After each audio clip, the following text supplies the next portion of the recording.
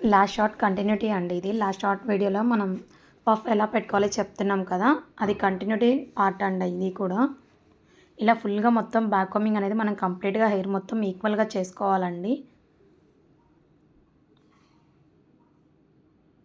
1 మినిట్లో పఫ్ పెట్టడం కుదరదు కదా అండి. సో మీకు లాంగ్ వీడియో లాగా 2 షార్ట్స్లో అయితే పెడుతున్నాను, కంప్లీట్గా చూడండి. చూడండి ఇక్కడ ఎక్కడ కూడా సెక్షన్స్ అనేది పోనీయకుండా మొత్తం నీట్గా బ్యాక్ కోమింగ్ అనేది చాలా ఇంపార్టెంట్ అండి పఫ్లో. అది మనం ఎట్లా బ్యాక్ కోమింగ్ చేస్తే అట్లానే మాత్రమే పఫ్ వస్తుంటుంది ఈక్వల్గా. చూడండి ఇలా లాస్ట్లో ఈ ఫ్రంట్కి మాత్రం ఫ్రంట్ లేయర్ మనం లైట్గా బ్యాక్ కోమింగ్ చేయాలి. ఎందుకంటే ఫ్రంట్ రఫ్గా కనిపించకుండా కొంచెం నీట్గా కనిపించడానికి.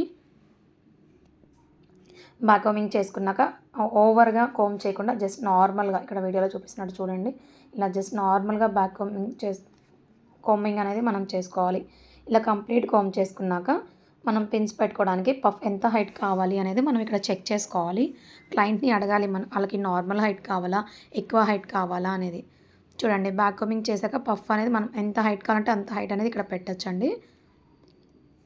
నెక్స్ట్ మీకు పిన్నింగ్ ఎలా చేయాలో చూపిస్తాను. ఇక్కడ మనం జస్ట్ 2 to 3 ఫింగర్స్తో మాత్రమే పఫ్ అనేది పట్టుకోవాలండి. మొత్తం ఫింగర్స్ పట్టుకొని రోల్ చేసి అలా చేయొద్దు. ఇలా సింపుల్గా పఫ్ పెట్టండి మీకు ఖచ్చితంగా పఫ్ అనేది వస్తుంది కంపల్సరీ. చూడండి ఇక్కడ 4 పిన్స్ మాత్రమే యూస్ చేశాను నేను. అంతకంటే ఎక్కువ పిన్స్ పెట్టినా కూడా బాగుండదండి హెయిర్ స్టైలు.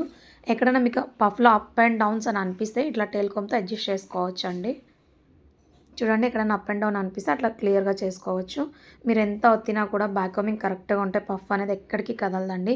చాలా బాగుంటుంది ఈక్వల్గా, ఎక్కడికి పోదు. ఈవినింగ్ ఒక ఫంక్షన్ అయిపోయిన దాకా కూడా ఆ పఫ్ అలానే ఉంటుంది. నెక్స్ట్ పఫ్ షార్ట్లో కంప్లీట్ హెయిర్ స్టైల్ అయిపోయాక మనం పాపడ బిళ్ళ ఎలా పెట్టాలనేది చెప్తా అండి. ఈ వీడియో మీకు నచ్చితే లైక్ చేయండి, షేర్ చేయండి, కామెంట్ చేయండి. Thank you for watching.